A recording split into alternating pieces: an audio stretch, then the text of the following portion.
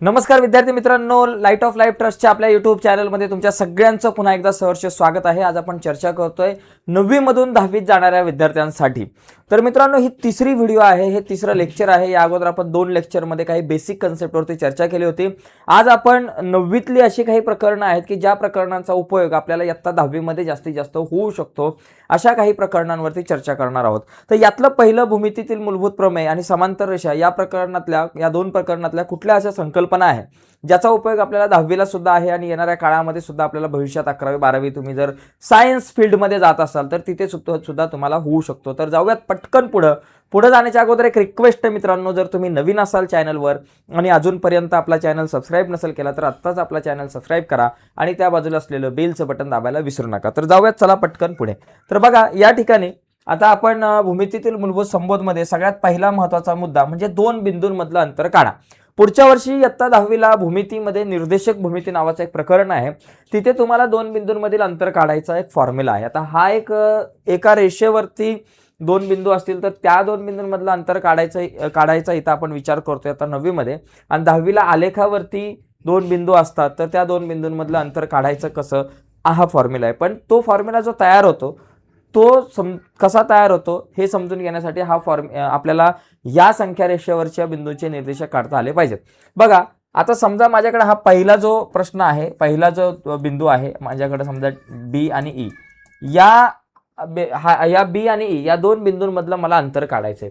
तर बी बिंदू इथं आहे आणि ई बिंदू इथं आहे।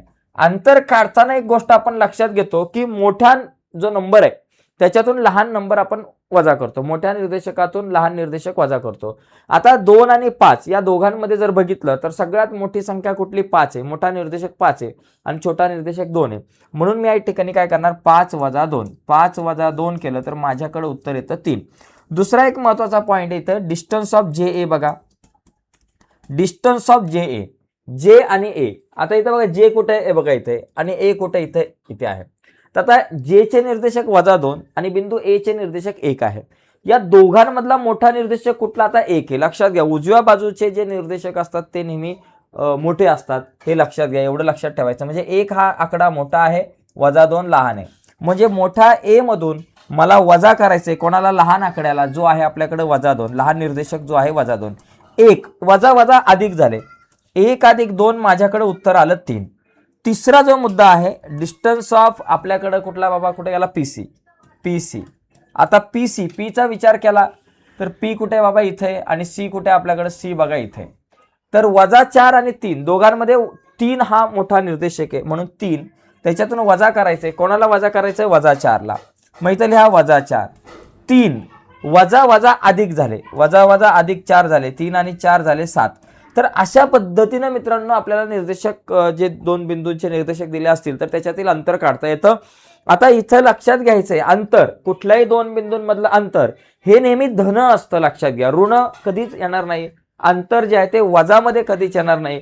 हे जे अंतर असतं ते नेहमी तुमचं अधिक मध्येच येणार, एवढ्या गोष्टी लक्षात ठेवा, ठीक आहे। पुढचा मुद्दा बघा, पुढचा प्रश्न आपल्याकडे, या 4 संकल्पना आपल्याला खूप महत्वाच्या आहेत, त्या समजून घ्यायच्यात। रेषाखंड, किरण, रेषा, एकरूप रेषाखंड। पहिली गोष्ट आपण रेषा बघूयात। आता बघा, रेषा म्हणजे बघा, ही अशा प्रकारे ही एक रेषा आहे। या रेषेचा विचार केला, हिला आपण नाव म्हणू PQ असं नाव देऊ। ही जी रेषा आहे हिला 2 बाण आहे, इकडे एक बाण आहे, इकडे एक बाण आहे, लक्षात घ्यायचं 2 बाण आहेत।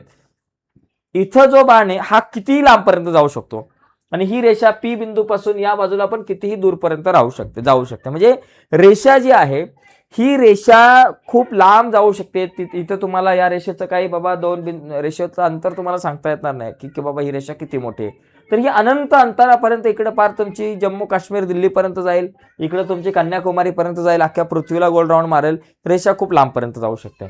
ओके, हा एक महत्वाचा मुद्दा लक्षात घ्यायचा रेषेच्या बाबतीमध्ये। ओके, रेषा।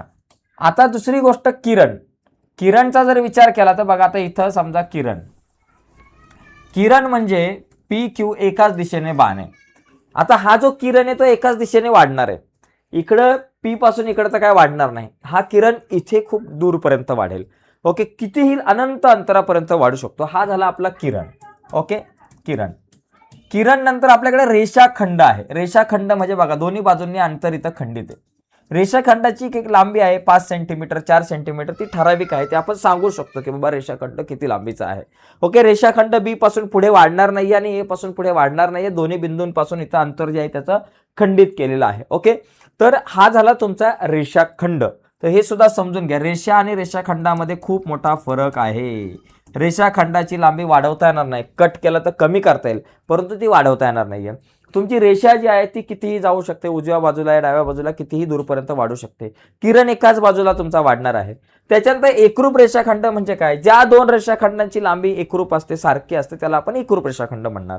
त्याच्यानंतर एक बिंदू आहे आपल्याकडे, बिंदू म्हणजे अशा प्रकारे हा बिंदू तुम्हाला माहिती आहे, आणि अनेक बिंदूंच्या संचयनाला तुमचा रेषाखंड किंवा रेषा, अनेक बिंदू एकत्र आल्यानंतर तुमची रेषा होते, रेषाखंड होतं, एवढं लक्षात ठेवणं गरजेचं आहे. तर या काही छोट्या मोठ्या संकल्पना आहेत त्या आपण नीट समजून घेणं गरजेचं आहे या प्रकरणातल्या. त्याच्यानंतर पुढे रेषाखंडाचा मध्यबिंदू, या संकल्पनेचा उपयोग आपल्याला पुढे खूप आहे. रेषाखंडाचा मध्यबिंदू म्हणजे काय, माझ्याकडे हा एक रेषाखंड आहे ज्याचं नाव आहे, मी म्हणतो एबी. एबीचा पी हा मध्यबिंदू आहे. मध्यबिंदू काय करतो, त्या रेषाखंडाचे दोन समान भागामध्ये विभाजन करतो. म्हणजे इथं एपी एकरूप पीबी, हे दोन एकरूप भाग झाले, एपी आणि पीबी दोघ जण एकरूप झाले.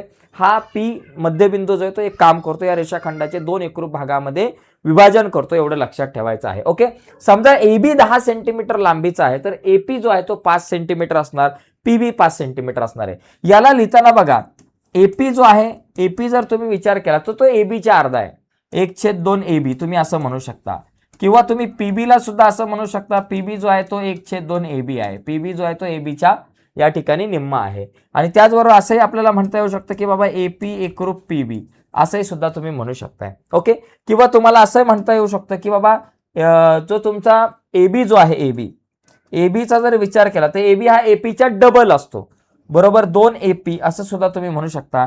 किंवा तुम्ही असंही म्हणू शकता एबी बरोबर 2 पीबी असं सुद्धा आपल्याला म्हणता येऊ शकतं. म्हणजे मध्यबिंदू असल्यामुळं एवढ्या सगळ्या गोष्टी तुम्हाला सांगता येऊ शकतात. आणि या कन्सेप्टचा वापर इयत्ता 10वीला वेगवेगळ्या प्रकारच्या सिद्धता सोडवण्यासाठी आपल्याला होतो. त्यामुळे मध्यबिंदूचा हा जो काही मुद्दा आहे, रेषाखंडाच्या मध्यबिंदूची संकल्पना आहे, कन्सेप्ट आहे, ती आपण जरा नीट समजून घेणं खूप गरजेचं आहे. ठीक आहे, आता थोडंसं पुढे जाऊयात, आणखी पुढे काय वाढून ठेवलं आपल्यासाठी ते आपण बघू.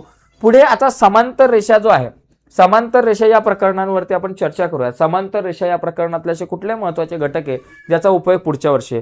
मित्रांनो, समांतर रेषा प्रकरणातले जे काही घटक आज आपण बघणार आहोत खूप इम्पॉर्टंट आहे. वेगवेगळ्या प्रकारचे कोन, दोन समांतर रेषांना एका छेदिकेने छेदल्यानंतर जे तयार होणारे कोन असतात, त्या संदर्भातले जे प्रश्न आहेत, आंतरकोन, वितक्रम कोन वगैरे वगैरे जे काय असतील ते खूप इम्पॉर्टंट आहेत आपल्यासाठी. याचा उपयोग खूप ठिकाणी सिद्धता सोडवायला इयत्ता 10वीला होत असतो. पहिली गोष्ट, समांतर रेषा म्हणजे काय, तिची व्याख्या आहे, एकाच प्रतलात असणाऱ्या परंतु एकमेकींना न छेदणाऱ्या दोन रेषांना समांतर रेषा आपण म्हणतो. एल आणि एम या दोन रेषा आहेत, या कधीच आयुष्यात एकमेकींना इथं कितीही लांबपर्यंत वाढवल्या तरी त्या एकमेकींना छेदणार नाही, तर या रेषांना आपण समांतर रेषा म्हणतो. आता समजा ही एक रेषा आहे, ही दुसरी रेषा आहे, दोघे एकमेकींना छेदल्या, यांना समांतर रेषा म्हणणार का, नाही म्हणणार. किंवा ही एक रेषा एकाने काढली, ही दुसरी अशी रेषा काढली, या दोन रेषा समांतर आहे का, नाहीये. ही पुढे जाऊन पुढे ऍक्सिडेंट होणार आहे, पुढे छेदणार आहे, म्हणजे समांतर रेषा ह्याच आहेत, ज्या एकमेकींना छेदणार नाहीत त्यांना आपण म्हणतो समांतर रेषा. आता याच्यामध्ये एक गंमत आहे, या ज्या दोन समांतर रेषा असतात आपल्याकडं, बघा ही एक रेषा आहे आपल्याकडं, त्याचबरोबर ही एक रेषा आहे, एल आहे, एम आहे, या दोघांना अशा प्रकारे एक छेदिका छेदून जाते, तिला आपण म्हणू एल, एम आणि एन. आता एन ही छेदिका जी आहे, या एन या छेदिकेने छेदल्यामुळं इथं खूप वेगळ्या प्रकारचे कोन तयार होतात. बघा इथे हा A B C D E F G H, किती कोन तयार झाले, वर 4 आणि खाली 4, एकूण 8 कोन तयार होतात. दोन रेषांना, कुठल्याही रेषा असतील, समांतर असतील किंवा नसतील, त्या दोन रेषांना जर एखादी छेदिका छेदून गेली तर वर 4 आणि खाली 4 अशा 8 कोन तयार होतात. ओके, तर या 8 जे कोन आपल्याला दिसतात, या 8 वेगवेगळ्या कोनांना वेगवेगळ्या प्रकारची नावं आहेत.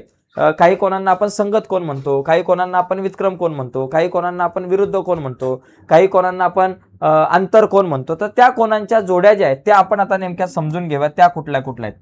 बघा या ठिकाणी लक्षात घ्या, इथं एम आणि एल या दोन रेषा आहेत आणि या दोन रेषांना एन या छेदिकेने छेदलेलं आहे. तर इथं तयार होणारे कोन बाबा कुठले कुठले आहेत, बघा हा ए आहे, हा बी आहे, हा सी आहे, हा डी आहे, हा ई आहे, हा एफ आहे, हा जी आहे आणि एच आहे. तर याच्यामध्ये संगत कोन नेमके कुठले, संगत कोन आपण कुठले ते आपण समजून घेऊयात. बघा संगत कोन कुठले, वरचे जे 4 कोन आहेत एबीसीडी, या चारीच्या चारी कोणाला खाली 4 संगत कोण असतात, बरोबर. आता जर या 2 समांतर रेषा असतील तर हे संगत कोण आहेत ते एकरूप असतात. जसं की बघा या ठिकाणी वरती जो ए आहे बघा, पहिला मुद्दा आपण बघू, कोण ए. कोण ए ला संगत कोण कुठला झाला, ए. वरती ए जो आहे बघा, यम रेषेवरती जर बघितलं, ए वरच्या बाजूला डाव्या साईडला आहे, बरोबर, वर डाव्या बाजूला आहे. आणि खाली ए ची जागा कोणी घेतले, खाली जर तुम्ही बघितलं तर ए ची जागा, हा जो ए आहे त्या ए ची जागा खाली ई ने घेतले. म्हणजे ए आणि ई हे दोघे संगत कोण आहेत, ए आणि ई दोघे संगत कोण आहेत आणि ते एकरूप असतात. जर 2 समांतर रेषांना एका छेदिकेने छेदलं असेल तर तयार होणारे हे संगत कोण नेहमी एकरूप असतात, एवढं लक्षात ठेवायचंय. त्याचबरोबर दुसरा पॉइंट, वर जो बी आहे त्या बी ची जागा खाली कोणी घेतलेली आहे, तर खाली एफ ने घेतलेली आहे. म्हणून बी आणि एफ हे दोघे जण एकरूप झाले, 2 संगत कोण एकरूप झाले. त्याचबरोबर सी ची जागा कोणी घेतली, जो कोण सी आहे आपला, त्या सी ची जागा खाली कोणी घेतलेली आहे बाबा, जी ने घेतलेली आहे. तर सी आणि जी हे 2 संगत कोण एकरूप झाले. त्याचबरोबर चौथा मुद्दा जो आहे आपल्याकडं, कोण डी जो आहे त्या डी ची जागा खाली कोणी घेतलेली आहे, तर त्या कोण डी ची जागा खाली घेतलेली आहे एच ने. तर या ठिकाणी जर इंग्रजीमध्ये बघायला गेलं तर संगत कोण म्हणजे करस्पॉन्डिंग अँगल. मी थोडंसं इंग्लिशमध्ये पण सांगायचा प्रयत्न करतो, काही मुलं सेमी इंग्लिशची पण आहेत, तर यांना आपण करस्पॉन्डिंग अँगल म्हणतो. ओके, हे करस्पॉन्डिंग अँगल झाले. दुसरा मुद्दा व्युत्क्रम कोण, म्हणजे त्याला आपण अल्टरनेट अँगल म्हणू. व्युत्क्रम कोण म्हणजे काय, जे झेड मध्ये येतात, जे जी टीव्ही मध्ये येतात. झेड मध्ये येतात म्हणजे काय बघा, अशा प्रकारे झेड मध्ये आलेले जे कोण आहेत त्यांना आपण काय म्हणू, व्युत्क्रम कोण. हा सी आणि एफ हे एकमेकांचे व्युत्क्रम कोण आहेत आणि 2 समांतर रेषांना एका छेदिकेने छेदल्यानंतर तयार होणारे हे व्युत्क्रम कोण नेहमी एकरूप असतात. म्हणजे कोण सी आणि एफ हे 2 झाले एकरूप. माहिती लिहायचं, कोण सी एकरूप कोण एफ. त्याचबरोबर दुसरा एक मुद्दा लक्षात घ्या, 2 जोड्या असतात व्युत्क्रम कोणाच्या, डी आणि ई हे उलट्या झेड मध्ये येणार आहे. कोण डी एकरूप कोण ई. म्हणजे संगत कोणांच्या म्हणजे करस्पॉन्डिंग अँगलच्या 4 जोड्या, व्युत्क्रम कोणांच्या म्हणजे अल्टरनेट अँगलच्या तुमच्या 2 जोड्या असतात, लक्षात ठेवायचं. आणि याच्यानंतर आलं आंतरकोन. आता आंतरकोन पण आपण समजून घेऊयात. बघा हे जरा मी रब करतो व्यवस्थित, पक्की गिचमिट झाले. ए आहे, बी आहे, सी आहे, डी आहे, ई आहे, एफ आहे, जी आहे आणि एच आहे. आंतरकोन म्हणजे आतले कोण, त्याला आपण इंटेरियर अँगल म्हणतो इंग्लिशमध्ये, इंटेरियर अँगल. तर याच्यामध्ये सी आणि ई हे दोघे जण कसे एकमेकांचे आतले इंटेरियर अँगल आहेत. तर हे एकरूप असतीलच असं नाही, परंतु या दोघांची बेरीज ही 180 अंश असते. आंतरकोन हे नेहमी एकमेकांचे पूरक असतात. म्हणजे इथं पहिला मुद्दा तुम्ही लिहू शकता, कोण सी अधिक ई, कोण सी अधिक कोण ई बरोबर 180 अंश. त्याचबरोबर दुसरा मुद्दा आहे डी अधिक एफ, कोण डी अधिक कोण एफ बरोबर 180 अंश. आंतरकोनांची बेरीज 180 अंश असते. त्याच्यानंतर विरुद्ध कोण. बघा सी आणि डी एकमेकांचे विरुद्ध आहेत आणि विरुद्ध कोण एकरूप असतात. कोण सी एकरूप कोण डी, बरं का. सी आणि डी एकमेकांच्या विरुद्ध आहेत. त्याचबरोबर कोण बी आणि कोण सी, बी एकरूप कोण सी, बी आणि सी हे सुद्धा एकमेकांच्या विरुद्ध कोण आहेत. त्याचबरोबर आपल्याकडे कोण ई आणि एच हे 2 एकमेकांच्या विरुद्ध आहेत आणि एफ आणि जी हे एकमेकांच्या विरुद्ध आहेत. तर विरुद्ध कोणांच्या 4 जोड्या, आंतरकोनांच्या 2 जोड्या, त्याचबरोबर तुमचे व्युत्क्रम कोण, विरुद्ध कोण म्हणजे अपोजिट अँगल आपण याला म्हणतो, व्हर्टिकली अपोजिट अँगल. आंतरकोन म्हणजे इंटेरियर अँगल्सच्या आपल्याला इथं 2 जोड्या मिळतात, 2 पेअर्स मिळतात. व्युत्क्रम कोण म्हणजे अल्टरनेट अँगल्स जे आहेत त्याचे आपल्याकडे इथं 2 पेअर मिळतात. संगत कोण म्हणजे तुमच्याकडे करस्पॉन्डिंग अँगलच्या 4 जोड्या मिळतात. तर अशा पद्धतीने या सगळ्या गोष्टी आपण समजून घेतल्या पाहिजेत. तर याचबरोबर आणखी काही प्रकार आहेत ते आपण 1-2 गोष्टी महत्त्वाच्या आहेत त्या समजून घेऊयात. याचा स्क्रीनशॉट वगैरे घ्यायचा असेल तर तुम्ही घेऊ शकताय. आता आपण काय करू, या ठिकाणी बघा सगळ्यात पहिली गोष्ट रेषीय जोडीतील काही कोण आहेत. बघा ही एक रेषीय जोडीतील कोण पण समजून घ्या. ए आहे, बी आहे, सी आहे आणि डी आहे. तर रेषीय जोडीतील कोण म्हणजे हा एबीसी, कोण ए बी सी आणि अधिक कोण एबीडी, ए बी डी यांची बेरीज 180 अंश असते. हे एक लक्षात घ्या, याचा पण उपयोग बऱ्याच ठिकाणी आपल्याला होतो. रेषीय जोडीतील कोणांच्या मापांची बेरीज 180 अंश असते. म्हणजे एबीसी अधिक एबीडी या 2 कोणांच्या मापांची बेरीज 180. याला इंग्लिशमध्ये आपण म्हणतो लिनियर पेअर अँगल्स. ओके, तर sum of measure of linear pair angles are 180 degree.